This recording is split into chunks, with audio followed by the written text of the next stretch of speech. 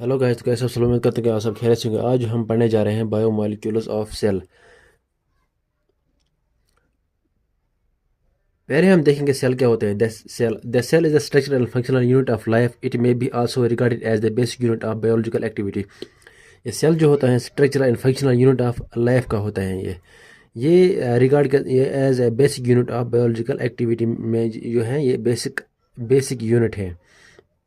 अब हम देखेंगे इसके जो हैं दो टाइप्स के सेल्स जो होते हैं। एक होता है प्रोकैरियोटिक सेल और दूसरा होता है यूकैरियोटिक सेल्स।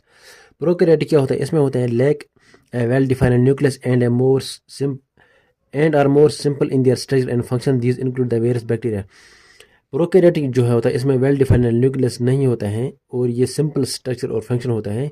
ये मोस्टली जो है ये बैक्टीरियाज में प्रेजेंट होता है। यूकैरियोटिक होता है, यूकैरियोट्स क्या होता है? Eukaryotes possess a well-defined nucleus and a more complex in their structure and function. The higher organisms are composed of eukaryotic cells. Eukaryotes क्या होते हैं? इसमें जो है वेल डिफाइंड न्यूक्लियस प्रेजेंट होते हैं और ये मोर कॉम्प्लेक्स स्ट्रक्चर होते हैं। स्ट्रक्चर एंड फंक्शन इसका जो है होता है वो कॉम्प्लेक्स होता है और जो ये हायर एनिमल्स में पाया जाता है ये यूकैरियोटिक सेल्स। इसके बाद जो है पहला हम पढ़ेंगे nucleus. Nucleus is the largest cellular organelle surrounded by a double membrane nuclear envelope. Nucleus जो है वो लार्ज सेलुलर ऑर्गेनरी होते हैं सेल में, जो कि सराउंड होते हैं डबल मेम्ब्रेन में। The outer membrane is continuous with the membrane of endoplasmic reticulum. जो आउटर मेम्ब्रेन जो है वो कंटिन्यूस होता है विद इंडोप्लाज्मिक रेटिकुलम के साथ जो है वो कंटिन्यूस होता है।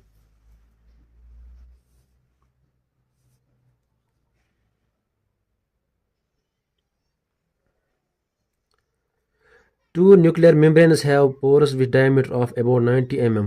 जो न्यूक्लियर मेम्ब्रेन्स जो है वो इसमें जो है वो पोर्स होते हैं। न्यूक्लियर मेम्ब्रेन्स में जो है वो पोर्स होते हैं with diameter of 90 mm. These pores permit the free passage of product synthesize in the nucleus into the surrounding cytoplasm. ये पोर्स जो है वो इसमें जो है वो फ्री पैसेज होता है सिंथेसाइजर जो भी प्रोडक्ट सिंथेसाइज होते हैं न्यूक्लियस में। जो ये न्यूक्लियस में जो भी प्रोडक्ट सिंथेसाइज होते हैं वो as a passage free passage होता है इनके लिए। ये पोर्स होते हैं इसमें इनटू द सराउंडिंग साइटोप्लाज्म, जो कि सराउंडिंग साइटोप्लाज्म में जो है प्रोडक्ट्स जाते हैं। Nucleus contains DNA that repository of the genetic information. Nucleus में जो है वो deposit nucleus contain DNA the repository of genetic information. Nucleus में जो होता है डीएनए प्रेजेंट होते हैं जो कि एज ए जेनेटिक इंफॉर्मेशन को कलेक्ट करता है। Eukaryotic DNA is associated with basic protein histones in the ratio of 1:1 to form nucleosomes. Eukaryotic DNA में जो होते हैं बेसिक प्रोटीन्स होते हैं, यानी कि इसको कहते हैं histones.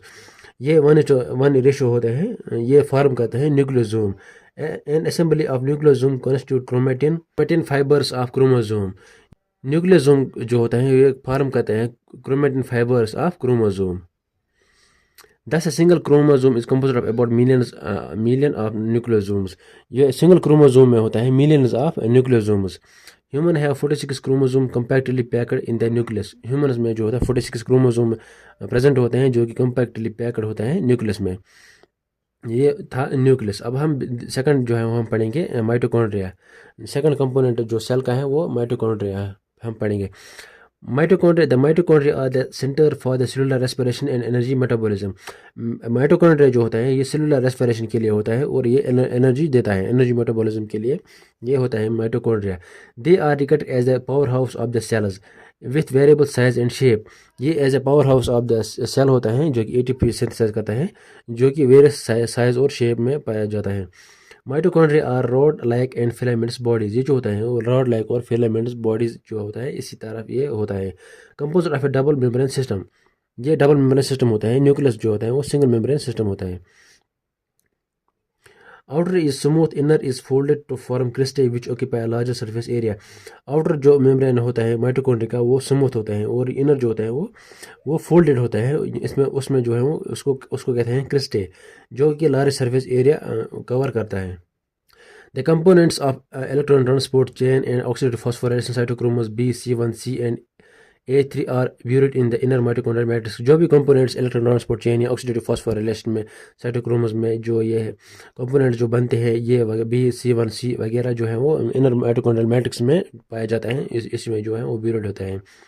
The matrix contains several enzymes which concerned with the energy metabolism of carbohydrates, lipids and amino acids. Example, citric acid cycle. जो मैट्रिक्स में जो है बहुत सारे एंजाइम्स पाए जाते हैं, माइटोकॉन्ड्रियल मैट्रिक्स में बहुत सारे एंजाइम्स यानी कि कार्बोहाइड्रेट, लिपिड्स और एमिनो एसिड्स, ये एनर्जी मेटाबॉलिज्म के लिए होते हैं, ये इसमें माइटोकॉन्ड्रियल मैट्रिक्स में पाए जाते हैं। The matrix enzymes also precipitate in synthesis of heme and urea. जो मैट्रिक्स एंजाइम जो होते हैं ये एज ए सिंथेसाइज यूरिया और हीम के लिए भी सिंथेसाइज के लिए इस्तेमाल होते हैं ये। Mitochondria are the principal producers of ATP in aerobic cells. Mitochondria जो होते हैं ये प्रिंसिपल प्रोड्यूसर ऑफ एटीपी जो जनरेट करते हैं एटीपी इन एरोबिक सेल्स में। The mitochondrial matrix contain a circular double membrane, double stranded DNA, RNA and ribosome. जो mitochondrial matrix जो है वो circular double stranded DNA, RNA और राइबोसोम में ये प्रेजेंट होता है इसमें।